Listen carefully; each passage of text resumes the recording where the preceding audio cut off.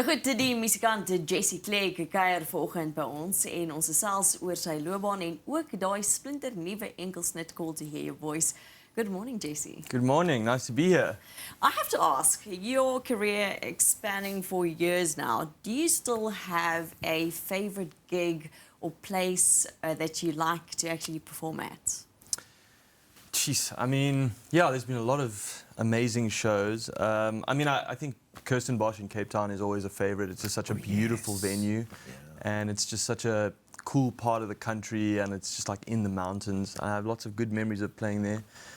This year I played with Imagine Dragons, and we did FNB Stadium, which was 80,000 people, and I don't know, I've just never played to an audience that size. It was just, you know, everywhere you look, there's just people. It's just a sea of people. So it was just, it's just memorable to connect with that many, you know, to feel the music connect with such a vast audience. So, and sometimes it's the small audiences. Sometimes, you know, there's a very small acoustic venue called Cafe Roo in Cape Town where you play to 100 people in a small room, and you can hear a pin drop.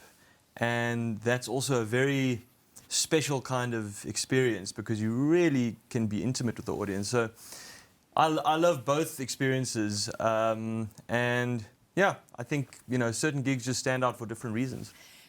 Is there something that you still dream about, like a venue or a place that a gig that you still dream about? I mean, I'd love to play Glastonbury Festival in the UK. I did Isle of Wight Festival in the UK, which was also a very historic festival. But Glastonbury's just got this like aura of legendariness, and you know, that would be a wonderful festival to play. I went to Coachella this year when I was in LA, and that would also be amazing. So, you know, there's like festivals that have a lot of history where great bands have played, and you know, you've just watched some amazing sets. So it's nice to be a part of that legacy. You've referred to LA now. How much time of the year? Are you there permanently? You're based there now? You're still here? You work a lot in LA. Yeah, no, I'm still based here. I spend 2-3 months a year there. I've been working on my new album there, so I go there and I basically write and record and get in studio and just, you know, I really wanted to kind of challenge myself for this new album and take myself out of my comfort zone. And LA is like this amazing hub of incredibly talented, creative people that have come from all over the world to make music. So it's a really exciting place to be writing music there. It's a challenging place. Yeah, you got to bring your A game. You know, like people, you know, especially as an artist who's like, you know, I have my home base, but I'm still breaking into that market. So people don't necessarily know who I am. They're just working with me because I've got a following, and you know, they like what I do. But it's a blank slate. You know, it's like a clean canvas that I have to come in and really try and do my best work and impress that person. So I think it's a really stimulating challenge. That's amazing because a lot of people, especially musicians, artists, public figures even, long for that clean slate start. You know what I mean? It's that it's starting something off on face value, clean slate, one-on-one, not something where the people that are supposed to listen to your music or people that know you from somewhere or the history you have judge you before you start producing what you can. It's a lovely thing to do. Is that something that you're focusing on really a lot nowadays? Yeah, I think so. I mean, I just like the idea that you know, when you're in the creative process, if, you know, there's no distractions. You know, we're making decisions based on what is the best song, like what is the best version of this song, regardless of the artist, regardless of the history, regardless of anything. Here we are, we have 2 days together, we're in LA, we don't know each other, and we're just going to write something and be vulnerable with each other. And I think that experience is, it's really given me some real inspiration for this new album. You know, I mean, all the singles that I've released over the last 2 years have all been recorded there and written there. And, you know, I love South Africa and I've recorded a lot here, but it's nice to just be a little bit anonymous and just let the best song win. Yeah, people won't understand it, but that's a real thing. Just to be anonymous and start on the clean slate. Yeah, absolutely. It's been wonderful. Let's speak about Call to Hear Your Voice. What's the song about? So this song, I wrote it there in LA, and you know, I'd been there for a few months, and I was kind of feeling a little bit homesick, a little bit sort of lost at sea, like we all feel when we're away.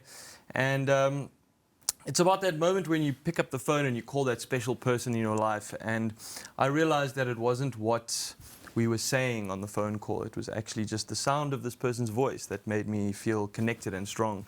And, you know, it's amazing that a sound can do that for all of us as human beings. That, you know, music does that. You know, sound can change our life. Yes. And it can change our memory, it can change our experience.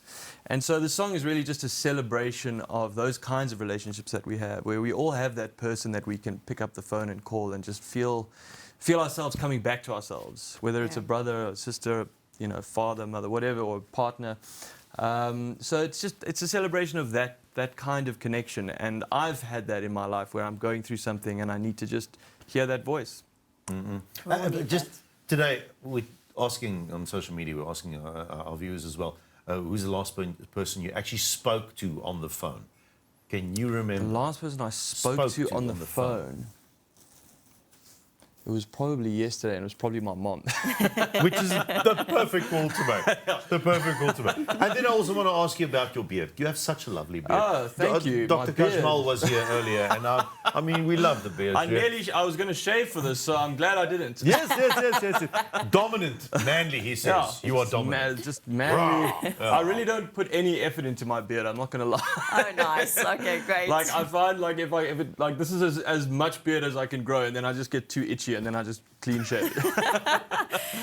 Jason, tell me about the new album that you're working on. When can we expect that? Well, actually, I'm shooting the music video for Call to Hear Your Voice on Wednesday. And then I've got a couple more singles. I've written a lot of songs for this new album. I'm back in the States in August to do some more recording. So, I don't know.